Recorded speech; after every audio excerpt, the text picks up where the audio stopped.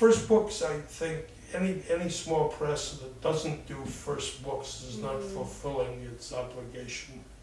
That to me is, and also I don't understand why presses that don't consider new writers. To me, that's what it's all about, and that's also where the kick is. You know. Now we've been around so long. There are very few independent presses that have lasted as long as we have, that are with no affiliation. You know, no university, no angel. That's a two-edged blade.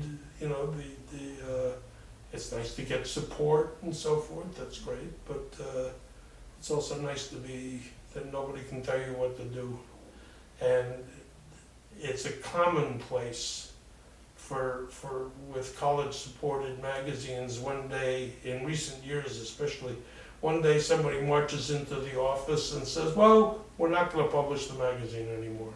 Or we're not going to do a print edition, it's just going to be online. You know, and happily nobody tells us what to do. That's always a slow business. Part of it is once you say, okay, we're going to publish this book, it's a big commitment. You know, it's a commitment of time and money and enthusiasm, and also sometimes there's a personal element. It's you know, it never gets. Well, I have a friend named Beth Bosworth who some years ago started a magazine for St. Anne's School and gave her the money. And Beth and I had lunch, and she said, well, what's the hardest thing I'm going to have to do? You know, and I said, well, the school has already given you the money, so that's a big thing. I said, the hardest thing you're going to have to do is you're going to get work from people you teach with, from friends of yours, from former students of yours, and that can't be a factor. If you start publishing poems because you like this person, even though the poems are, you're going to have a rotten magazine and it won't last. And that never gets easier. People don't like to get rejected, you know. When my stuff gets rejected, I don't like it, but you've got to keep it professional. And over the years, I've got a couple of people who I thought were pretty good friends of mine, whose book manuscripts we turned down.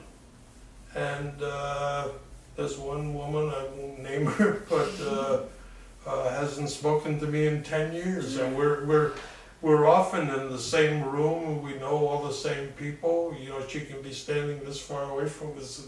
It's like we don't exist, you know. And I had published a book of hers earlier, so I don't know, pretty juvenile, but it happens. But you've got to go by the work, not by the reputation, not by the friendship, and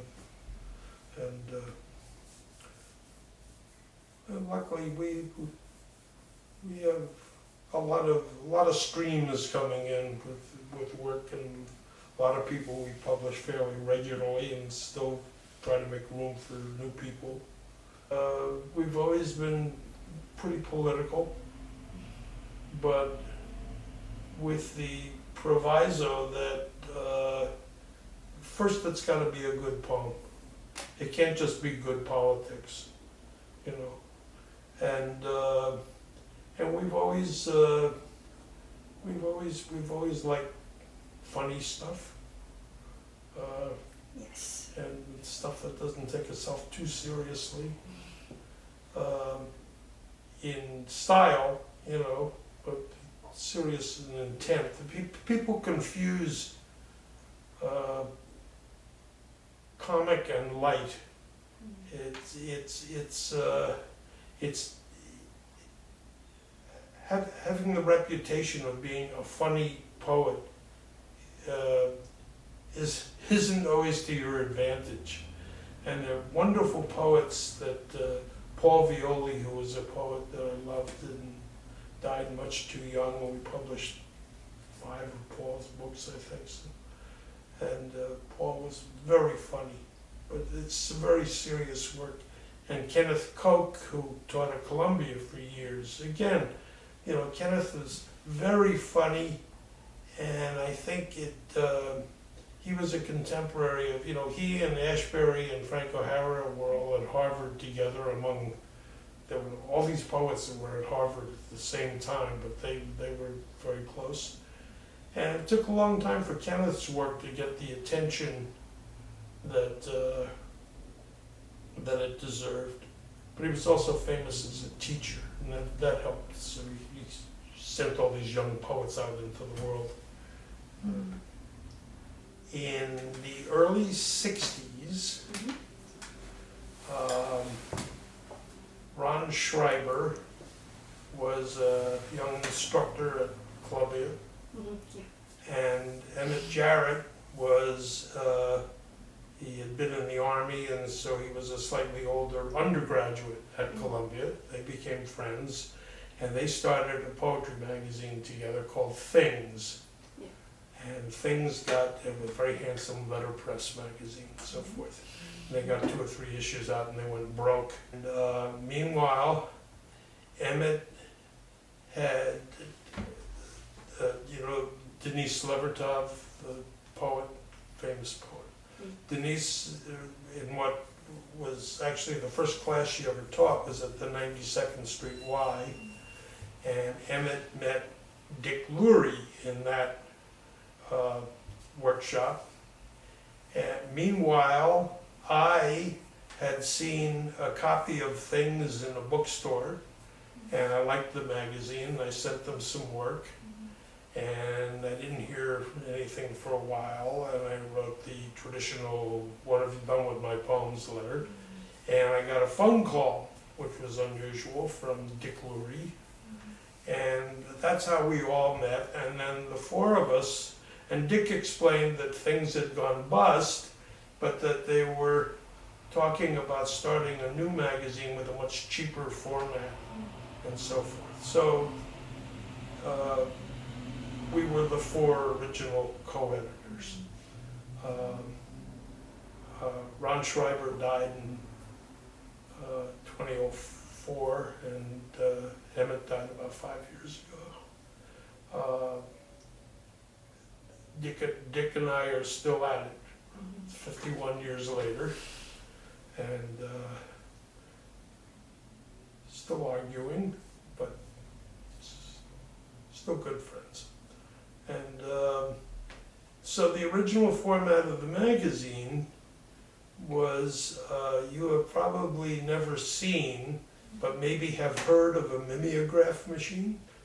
They served a purpose. They were also a pain in the ass to use and so forth, and very limited in what you could do with them. And so the first issues of Hanging Loose were run off on mimeograph machines, and we had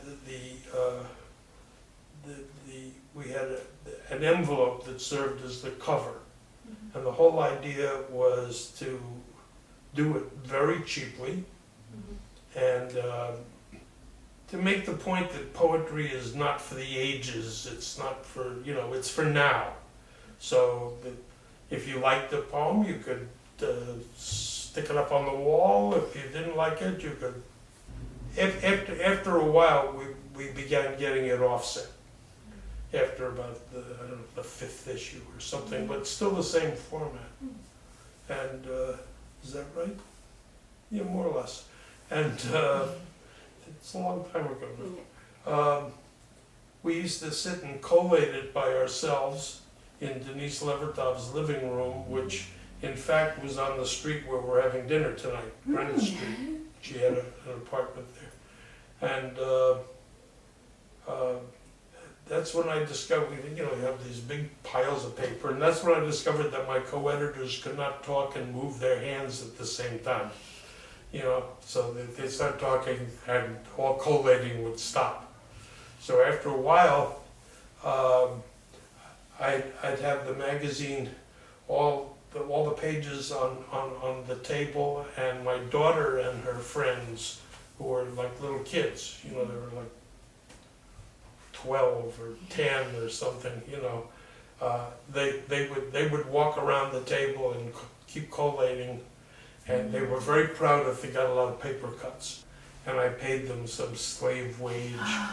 But after a while, the loose page format, first of all, bookstores and libraries hated it, just hated it, you know. And there was a famous literary bookstore called the Gotham Book Mart, probably the most famous literary bookstore outside of City Lights, maybe, you know, and now sadly gone. But Frances Steloff, the woman who owned it, she would only carry the magazine if I hand-bound one issue and affixed a note explaining that you know, this is a blah blah blah format, and if you want a copy, go to the cash register and they'll give you a, you know. But after a while, the format, we just outgrew the format. It was very limiting, and it was particularly bad for prose. You know, the pages would get confused, and you'd say, well, wait a minute, what happened to the next? You know, and we didn't. There was no art except on the cover, and that was usually very simple one color art. So we started binding it, and at the same time I increased the page size to 7 by 8.5, which remains, which is the size I like. It's a terrible size practically. A lot of printers cannot handle this size economically because of press sizes and everything. But I like it a lot. It doesn't. It's good for art, among other things. This is actually an atypical issue in that the art is black and white, so it's just sort of scattered through the magazine. Usually I do a color insert, and it's always worked by, each issue is always worked by one artist. It's always 10 pieces of art by one artist. We don't consider unsolicited artwork. I don't want people sending me artwork, you know.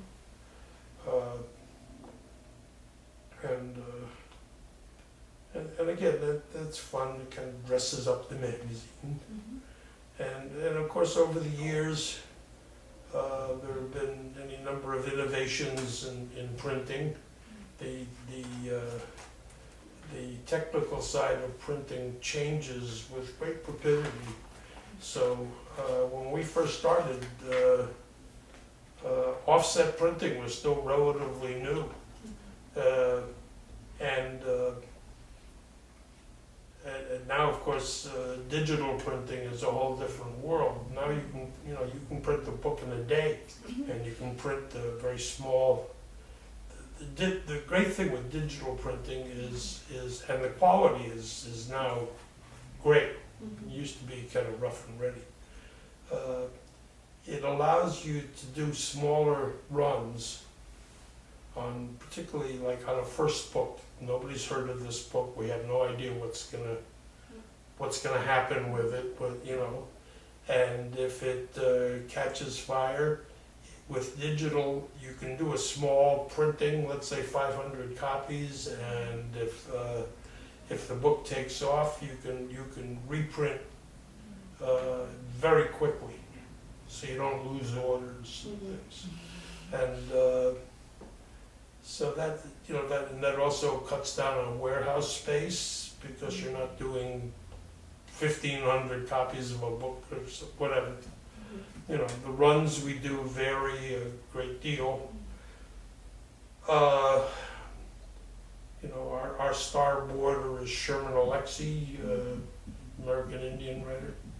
And, you know, for Sherman, we start out with, 6,000 to 7,000 copies, and we do a hardcover and so forth.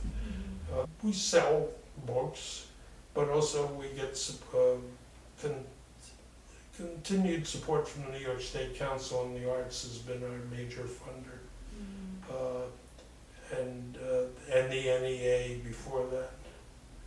And we do one fundraising letter a year. I hate fundraising, you know, and we don't like approach corporations and so forth. You know, an organization like the Academy of American Poets, say, I just got their publication the other day.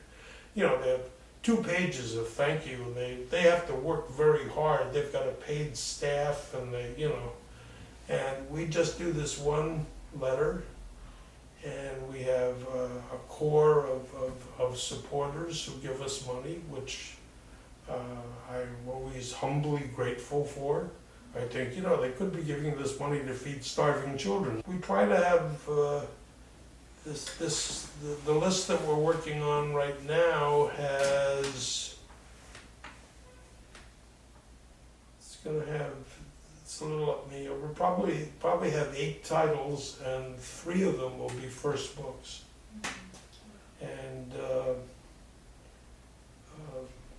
And then we've been around for such a long time. We have writers who we started publishing when they were young and unheralded, and have now done 5 or 6 books by. And then another variation on that is we have people who we did several books by who have moved on to bigger publishers.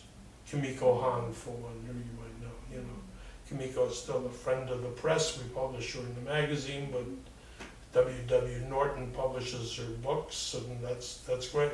You know, Kathy Parkon, same. Kathy won the Barnard Prize, and one of the rewards of the prize was publication by Norton, so she became a Norton. Of the 4 the high school section started in 1968. Dick Lurie had the idea, why don't we have a special section in every issue of the magazine that publishes work by high school students? And I said, I think that's the worst idea I've ever crap by kids. Let them publish in their high school magazines, you know. And so I lost the argument, and right from the beginning we began getting really amazing work. And what we were looking for were sort of the outlaws, you know, the kids who were writing for themselves and not writing for classroom use, not writing, you know, imitations of well-known poets and so forth. In fact, we've had a rule for years. We don't want teachers to send us work by their students. We don't want parents to send their children's work, so forth. We want the kids to send the work themselves. And when we first started this in the late 60s, there was no internet, there were no computers, and it was intriguing to try to figure out how some kid in Montana knew about us, you know. But I think there was always a network of kids who wrote, who would meet each other and trade information. Now, you know, the information is all over the place. And, you know, one of the high school section started so long ago that now I'll be at a book fair or something, and some bald guy with a big gray beard will come up to me and say, "Hi, I was one of your high school poets." The high school poets in 1968 weren't a hell of a lot younger than we were.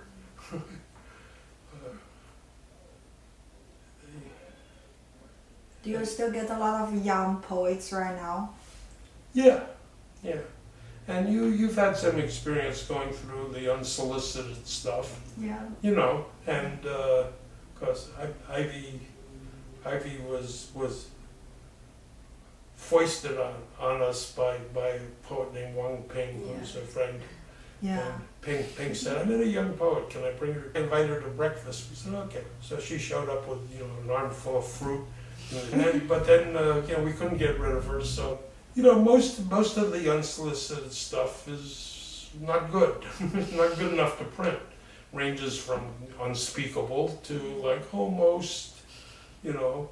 The worst of it is the sort of good gray poem by Midwestern professors or something. The poems that just have no spark, no life.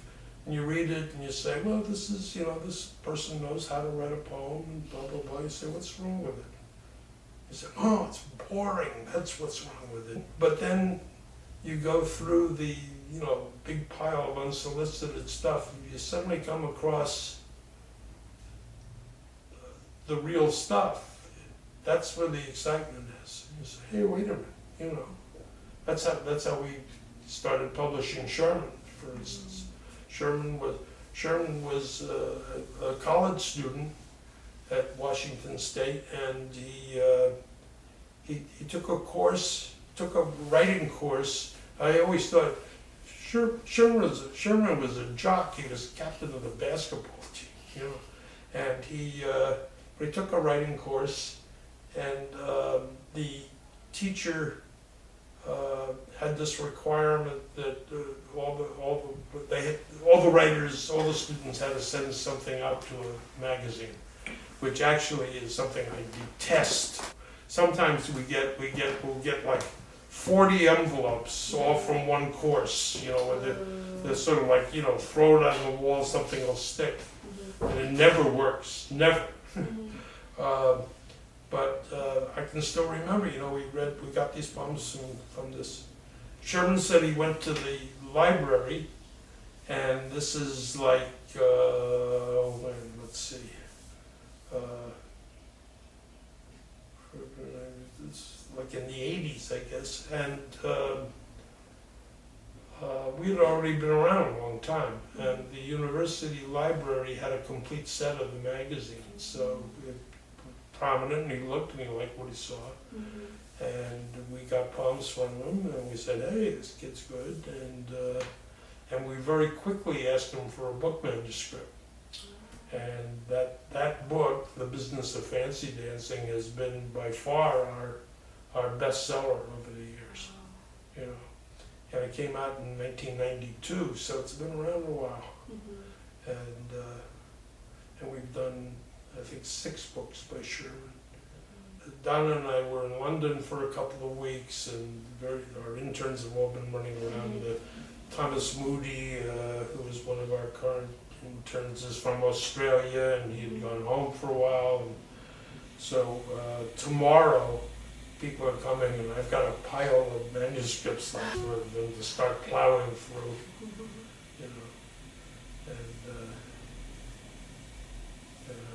We've also got a bunch of book manuscripts we have to make decisions on. When I started holding our book parties, we have a book party every spring for our new books, at Poets House. I asked Lee Brissetti, who's the director, because we used to go to a restaurant for many years that folded, as restaurants will. And I asked her if there was a restaurant reasonably near Poets House she'd recommend. She recommended Gino's, and we've been going there ever since. So after the book party, I make a reservation for like 25 people. Tony hasn't seen this book yet. I mean, I have dinner with Tony and Diane with some frequency, and next week he's reading at the Poetry Project, and we'll probably all go out and so forth. But where they live, it's impossible to get UPS deliveries because they can't get access to the building, and they can't just leave them outside because people will steal them. And people who steal boxes and then open them up and find they're full of poetry books are probably bitterly disappointed. But a lot of people have that problem. If you don't live in a house that has a doorman, or and even here, we've had the same 2 UPS guys for years, and that's great, and they know us and so forth, and they're both very nice guys. But otherwise, I mean, if we're not home, the packages don't get delivered. It's a pain in the ass. They won't fit through the gate, unless it's a little, if somebody sends like a little package of diamonds, maybe. But